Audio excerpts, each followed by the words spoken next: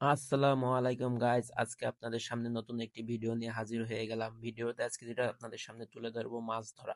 আমাদের বাড়ির পাশে একটি খাল আছে, খালে দেখি অনেক মাছ। তারপরে আমাদের একটি জাল আছে, জালটি এনে মাছ ধরতে নেমে গেলাম, কারণ লিটন ভাইয়ের মাছ ধরার অনেক ইচ্ছা এবং অনেক শখ।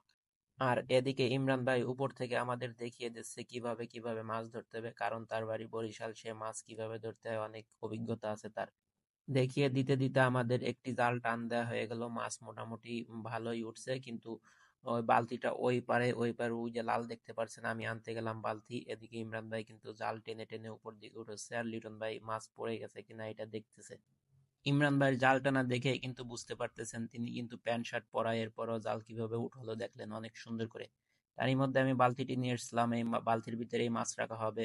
এর মধ্যে আমার পায়ে একটি কাঁটা ঢুকছে, কাঁটাটি আমি বের করলাম।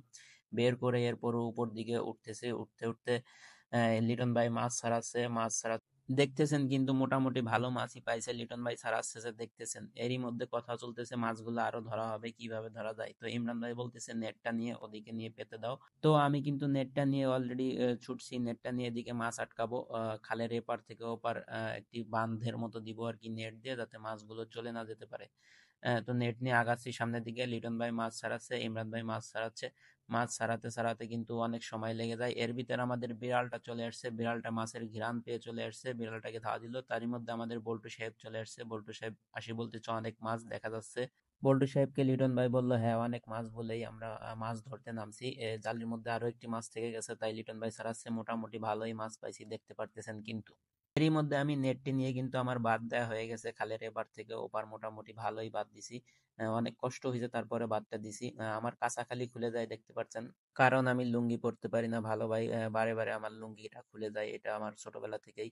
তো এরই মধ্যে কিন্তু আমরা আরো একটি জাল টান দিতেছি, দেখতেছেন জাল টেনে আসতেছি, সামনে কচুরিপানা পাচ্ছে, লিটন ভাই কচুরিপানা পরিষ্কার করে দিতেছে, কারণ কচুরিপানা গুলো জালে জড়িয়ে গেলে পরে অনেক ছাড়াইতে সমস্যা হবে এবং মাছও বাঁধবে না। আর এইদিকে ইমরান ভাই কিন্তু মাছগুলো আতার দিয়ে রাখতেছে যাতে চলে না যায়। এদিকে যে আমি বাদ দিছি, বাদটিও ভালো ভাই নাই, কারণ পানির অনেক স্রোত ছিল, এই জন্য বাদটিও ভেসে যাচ্ছিল। এই জন্য আমরা কিন্তু জালটি ফেলেছি, এখন এই জালটি উঠাবো, দেখি এই জালের ভিতর কোনো মাছ আছে কিনা, কারণ এই জালের ভিতরেও কিছু দুই একটা মাছ পাওয়া গেছে। আমি লিটন ভাই ধরতে চাইছিল, পরে বললাম ধরার দরকার নাই, আমি ধরে নিব।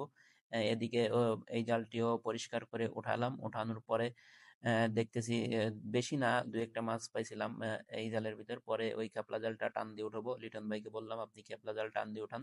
তো যাই হোক, মাছ কিন্তু ভালোই ধরা হলো, লিটন ভাই টানলো, মাছ মোটামুটি দেখতেছেন ভালো মাছ পাইছি আমরা, কিন্তু দুই টানে এরকম মাছ পাইছি, একদম দেশি অরিজিনাল খাঁটি মাছ। সো গাইজ, ভিডিওটা আপনাদের কাছে কেমন লাগছে অবশ্যই জানাবেন, এই বলে ভিডিওটা শেষ করতেছি। আল্লাহ হাফেজ।